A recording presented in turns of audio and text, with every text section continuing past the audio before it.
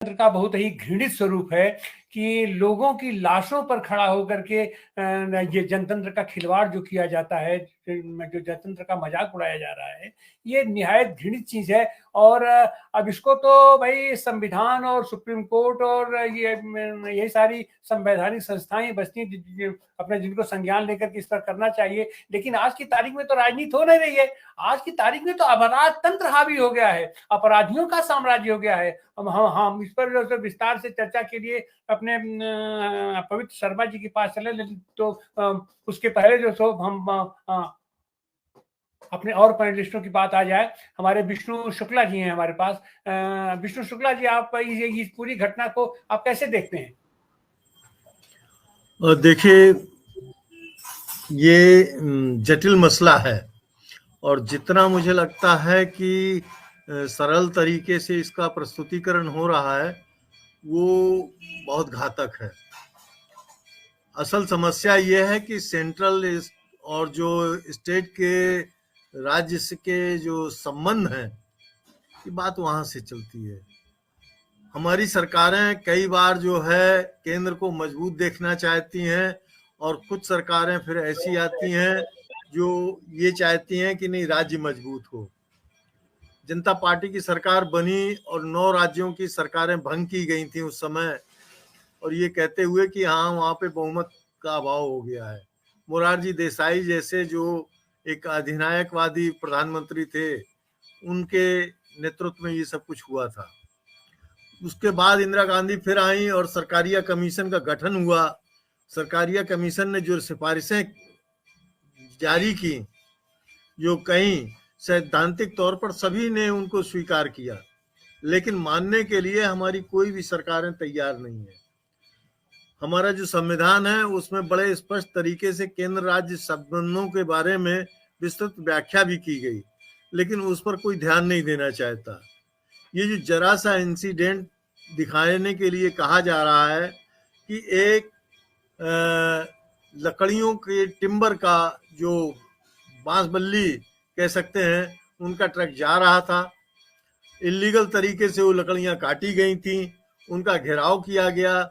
उस घेराव को करने के बाद में जो फॉरेस्ट पार्टी थी उसने उनको ले जाने के लिए रोकने टोकने की कोशिश की, लोगों ने घेराव किया और फिर उसके बाद ये सब कुछ इतनी घटना घटी और जिसमें 6 लोग मरे। सरकारें कितनी आसानी के साथ एक कमीशन अपॉइंट कर देती है। असम की सरकार ने एक कमीशन बना दिया और वो हाई कोर्ट असम का रिटायर्ड जज होगा। ये भी अपने आप में कितना विडंबनापूर्ण स्थिति है कि एक निष्पक्ष हाई कोर्ट का जज या सुप्रीम कोर्ट का जज जिस चीज की विवेचना करता, समीक्षा करता और फिर अपना इन्वेस्टिगेटिव रिपोर्ट देता, वो न करके आपने असम के एक रिटायर्ड जज को कमीशन के तौर पर अपॉइंट कर दिया। वो उसको सुपरवाइज करेगा, हेड करेगा। 5-5 लाख रुपया आपने कंपनसेशन अवार्ड कर दिया। अरे भाई, क्या एक इंसान की जिंदगी की कीमत सिर्फ 5 लाख रुपए मानी जाएगी? और ये जो झगड़ा हुआ है, देखने की चीज ये है कि इसमें कौन लोग मरे हैं। यहाँ तो आर्म फोर्सेस जो हैं, जो हमारी आज की तारीख में एक राज्य की सरकार की जंगल की जो फोर्स है और दूसरे सरकार की जो पुलिस है, उनके बीच में झड़पें हो रही हैं। अजीब सा माहौल बना रखा गया है। तो ये अपने आप में बहुत ही विडंबनापूर्ण है और इसको जो है बहुत ही गंभीरता से लोगों को लेना चाहिए, जो बिल्कुल नहीं लिया जा रहा। और 5-5 लाख रुपया जो ये कंपनसेशन अवार्ड किया गया, इससे कुछ होने वाला है नहीं। जिस तरीके से मिश्रा जी ने कहा कि असम की समस्या सिर्फ ये नहीं है कि असम की समस्या और मेघालय की समस्या है, मिजोरम की समस्या है, यहाँ की समस्या है, वो है 7 सिस्टर्स की समस्या है। बात ये नहीं है, वहां पर समस्या ये भी है कि मैदान में क्या है और हिल्स में क्या है। और आपके पास तो बड़ा आसान सा फार्मूला रहता है कि जब भी कभी कोई वारदात होती है तो इंटरनेट बंद कर दिए। आपने इंटरनेट बंद कर दिया। अब ये वहां पर घटना हुई जहां पर दोनों जगह पे किनकी सरकारें हैं? उनकी सरकारें हैं जो लोग केंद्र से लेके राज्य तक में अपना शासन कर रहे हैं। भैया आप जरा ये भी तो देखो कि जम्मू कश्मीर में जो लोग मारे जा रहे हैं और ये कहा जा रहा है कि नहीं वो तो बिहारी थे, वो तो यूपी के थे। तो ये तमाशा क्या चल रहा है? आप कर्नाटक और तमिलनाडु में पानी का झगड़ा,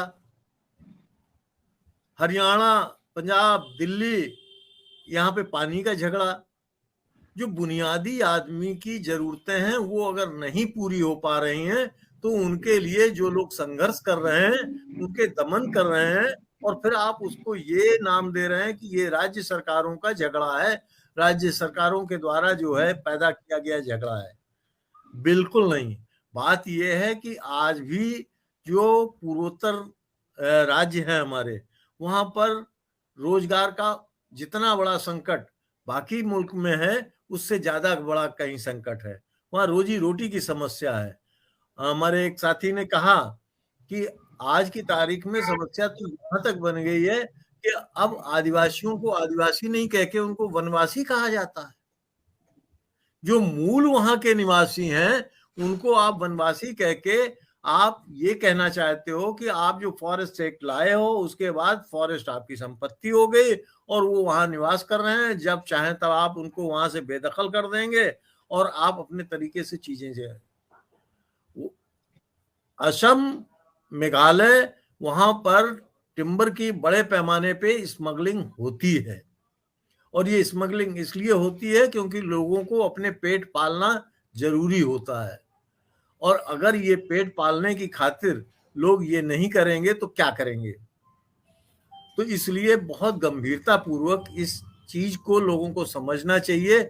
सरकारों को तो कुछ नहीं कहा जा सकता, इसलिए क्योंकि सरकारों ने जानबूझकर अपने आप को वो शुतुरमुर्गी उसमें बना लिया है। वो चाहती नहीं कि समस्या का समाधान हो। उनका लगता है कि अगर ये समस्या समाधान हो गई तो फिर उनकी बाकी की राजनीति कैसे चलेगी। तो बड़ी जो खास बात है वो ये कि वहां जिस तरीके से धर्म के नाम पर, क्रिश्चियनिटी के नाम पर, आदिवासियों के नाम पर, वहां के जो बाकी के मैदान में रहने वाले लोग हैं, वो जो पहाड़ पे रहने वाले लोग हैं, उन सबके बीच के जो अंतर्द्वंद हैं उनको निपटाने के लिए कोई भी सकारात्मक प्रयास किसी भी स्तर पर किसी भी सरकार द्वारा नहीं किए हैं। और ये जो असम का मुख्यमंत्री है ये तो आयातित मुख्यमंत्री है। इससे तो बिल्कुल ये आशा करनी नहीं चाहिए कि जो कुर्सी के लोभ मोह में आ करके कांग्रेस से भाजपा में आया है तो ये इसको लगेगा कल कि नहीं हमको अब यहाँ नहीं, यहाँ फायदा है, तो ये वहां चला जाएगा। इसकी निष्ठा ही जो है कुर्सी में है, इसकी निष्ठा समस्या के समाधान में है नहीं जी। और ऐसे में एक बहुत जरूरी सी बात यह है कि एक जन चेतना इस तरीके से विकसित की जानी चाहिए पूरे देश में, हमारे पूर्वोत्तर राज्यों में खासतौर से, कि लोगों को ये समझ में आवे कि उनके साथ विश्वासघात हुआ है, उनके साथ विश्वासघात हो रहा है, और उनका विश्वास प्राप्त करने के लिए केंद्र सरकार द्वारा कोई ऐसी साजिश प्रयास नहीं किए जा रहे हैं कि वो ये महसूस कर सके कि वो जिस देश में रहते हैं वो देश उनका देश है। वहां जाकर के आप बात करिए तो लोग वहां आपको अभी भी इंडियन कहेंगे, और आप इंडियन हैं और उनको जो है हजारों साल से आप इंडियन नहीं बना पाए। तो ये सारी समस्याएं हैं। वहां जिस तरीके से धार्मिक असहिष्णुता है, वहां जिस तरीके से एक धार्मिक इम्बैलेंस है, असंतुलन है, वो भी एक अपने आप में घातक मुकाम पे है। इन सारी चीजों को बहुत हल्के में ले करके नजरअंदाज नहीं किया जा सकता। मेरा तो ये मानना है कि एक सामूहिक जन चेतना के प्रयास जब तक नहीं किए जाएंगे इस तरीके की वारदातें होंगी, क्योंकि राज्य सरकार हो या केंद्र सरकार हो वो बिल्कुल जो है इस मामले में इच्छुक नहीं है क्योंकि इस समस्या का सिरे से कोई समाधान हो। आज जरूरत इस बात की थी कि एक ऐसा सुप्रीम कोर्ट का कोई जज अपॉइंट किया जाता जो ना मेघालय से ताल्लुक रखता, ना पूर्वोत्तर राज्यों से रखता, ना असम से रखता, और उसकी अगुवाई में इस पूरे घटनाक्रम के बारे में उसकी जांच की जाती। तो सरकार तो अभी भी केंद्र सरकार आंख बंद किए बैठी है। असम सरकार ने एक अपना कर दिया है। अब कल को अगर दूसरे सरकार इस तरीके से अपना कमीशन अपॉइंट कर देगा तो दोनों कमीशनों की जो रिपोर्ट्स होंगी वो अपने अपने राज्य के हकों में होंगी, फिर क्या होगा? जी सर। तो ये बंद होना चाहिए। मुझे लगता है कि सरकार को संजीदा होकर के समझदारी के साथ ऐसे काम करने चाहिए कि जिससे लोग अपने आप को महफूज समझें, लोग ये समझें कि हाँ वो जिस मुल्क में रह रहे हैं वो उनका मुल्क है, वहां पे वो सुरक्षित है और वहीं उनकी सुरक्षा हो सकती है। जी सर, धन्यवाद।